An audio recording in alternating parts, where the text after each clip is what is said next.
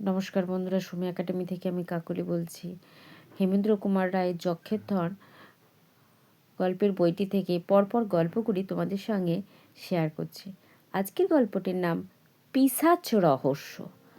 পরের দিন সকালে উঠে দেখি আর এক মুশকিল। রামহরির কম্প দিয়ে জ্বর এসছে, কাজেই সেদিন আমাদের সেখানে থেকে যেতে হলো।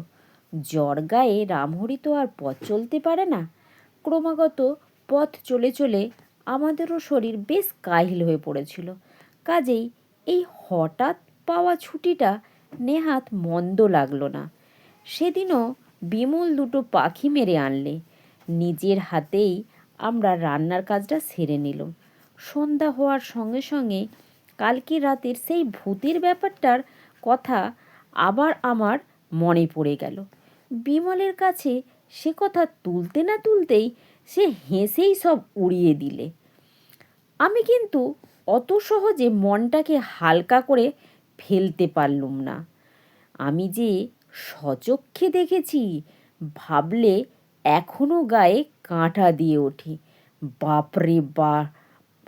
সেদিনও সরল কাঠের আগুন জ্বেলে গুহার মুখটা আমরা বন্ধ করে দিলুম। আজ রামহরি অসুখ, কাজেই আমাদের দুজনকেই পালা করে পাহারা দিতে হবে। আজও প্রথম রাতে পাহারায় ভার নিল বিমল নিজেই।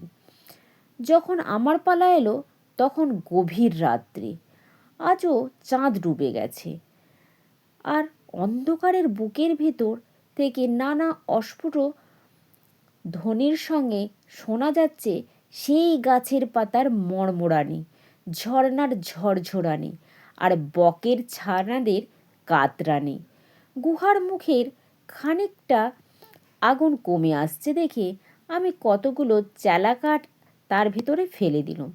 তারপরেই শুনলাম একটা কেমন শব্দ। গুহার বাইরে কে যেন খড়মড় করে শুকনো পাতা মারিয়ে চলে যাচ্ছে, কিন্তু প্রাণপণে তাকিয়েও সেই ঘুটঘুটে অন্ধকারের মধ্যে বিন্দু বিসর্গ কিছুই দেখতে পেলুম না। শব্দটাও একটু পরে থেমে গেল, কিন্তু আমার বুকের ঢিপ ঢিপ করতে লাগলো। বাঘা মনের সুখে কুণ্ডুলি পাকিয়ে পেটের ভেতরে মুখ গুজে ঘুমোচ্ছিল। তাকে আমি জাগিয়ে বললুম, বাঘা, উঠে একটা হাই তুলে আর মাটির ওপর ড্রন দিয়ে নিয়ে আমার পাশে এসে দুই ধাবা পেতে বসলো। এক হাতে তার গলাটা জড়িয়ে ধরে আমি অনেকটা আশ্বস্ত হলাম। আবার সেই শব্দ। বাঘার দিকে চেয়ে দেখলুম সেও দুই কান খাড়া করে ঘাড় বাঁকিয়ে শব্দটা শুনছে। তারপরে সে এক লাফে গুহার মুখে গিয়ে পড়ল, কিন্তু আগুনের জন্যে বাইরে যেতে না পেরে সেখানেই দাঁড়িয়ে গড়গড় করতে লাগলো। তার গজরানিতে বিমলের ঘুম ভেঙে গেল। উঠে বসে সে বললে, আজ আবার কী ব্যাপার? বাঘা অমন করছে কেন?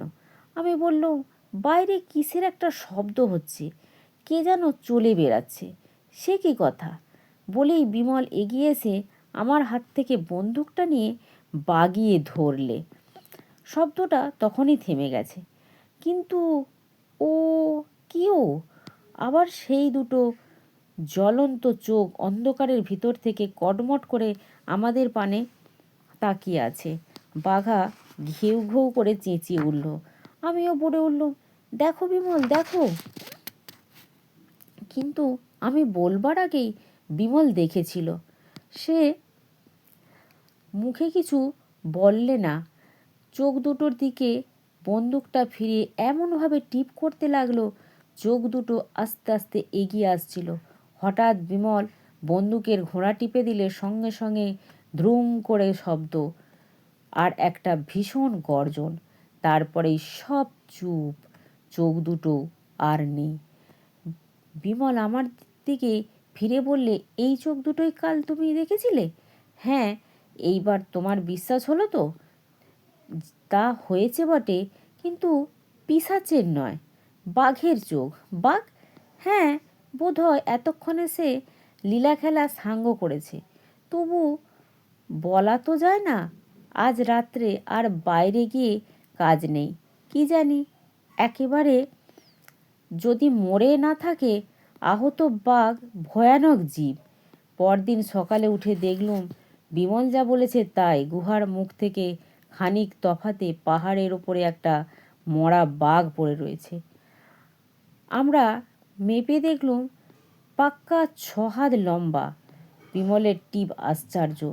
বন্দুকের গুলি বাঘটার ঠিক কপালে গিয়ে লেগেছে। এই পর্যন্ত।